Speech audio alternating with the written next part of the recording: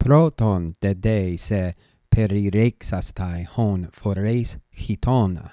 Now Hermes tells us that before we can find this safe harbor, this place of salvation, and I should say soter is a word associated with the Savior, Yeshua, Jesus, Jesus.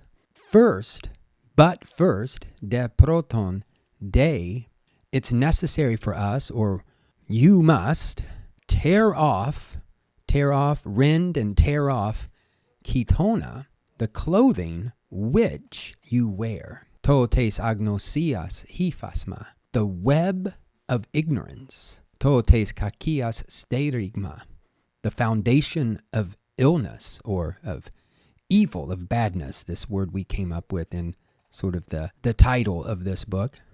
Tontes photoras desmon, the bond or the yoke of destruction.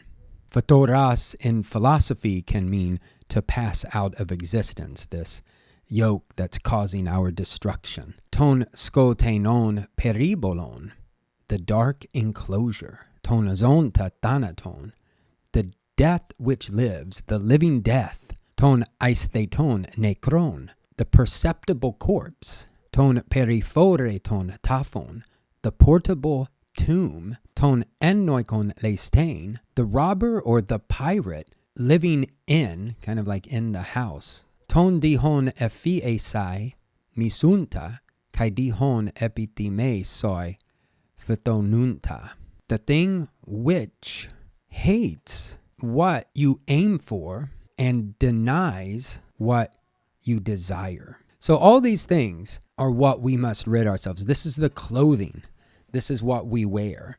So how do we tear off these clothes? I think if we think a bit about the Vedanta and the way they understand consciousness, which is that consciousness is Brahman. Brahman alone is consciousness. And everything else is illuminated by that consciousness, just like things are illuminated by the sun. So it's not our bodies that are conscious. It's not our brains. It's nothing here.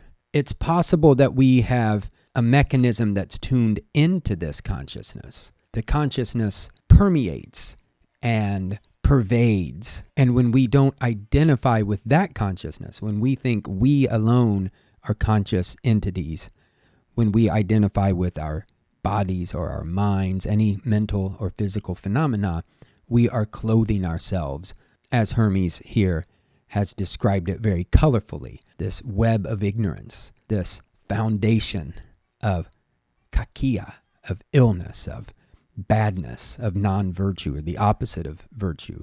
I like this here, the yoke, desmon, of destruction, photoras. Daily Pali Reading has an episode on verse 23 from the Dhammapada, which mentions this description of nibbana as yogat kemang anuttarang, the unsurpassed rest from toil. There, the word yoga, which is cognate with yoke, the rest from being yoked. And there, of course, the metaphor is being, animals being yoked to one another. And of course, here too, that's what desmon is, being bonded in that way, being bound in that way. So ridding ourselves of this clothing is rest from this desmon, the dark enclosure, the opposite of light, the opposite of the source, the living death, the corpse that perceives. This goes back to that idea of Brahman. Brahman alone is conscious, is consciousness. And our bodies are, we misidentify. We are not thinking correctly if we feel that our bodies are, in fact, conscious. The portable tomb, this thing we carry around with us, it doesn't stay the same. Rupang anicchang. As the Buddha teaches, the body is impermanent, and as well as all our mental faculties.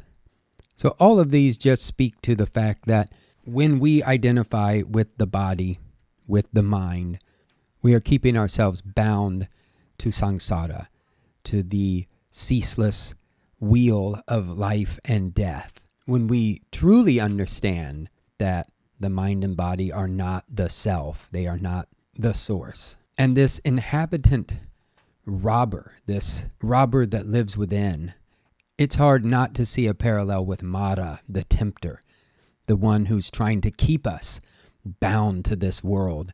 The one, and in this case, if we personify, the one who does in fact hate what we truly long for and what we desire. So to summarize, we could take parallel teachings from Buddhism or from Vedanta. In both of those traditions, identifying with this mind-body complex is an error. This is the problem, a main problem, and that is what Hermes is addressing here. In Buddhism, we have, I alluded to it a little bit earlier, and it will be on a daily Pali reading very soon, and it comes from the Samyutta Nikaya. I'll spare you the actual Pali, but the body is impermanent. That which is impermanent is dukkha. That is, it's ill at ease, it's unsatisfactory. And that which is dukkha is not the self. That which is not the self should be regarded as, this is not mine, I am not this is not my true self. And this understanding is repeated for all the mental factors. Likewise, in Vedanta, we have this understanding that there are these 5 sheaths that cover up the true self. And identifying with these sheaths is an error because they are not the true self. And the main tool that will help us avoid identifying with the mind-body complex is, in addition to teachings such as these, meditation.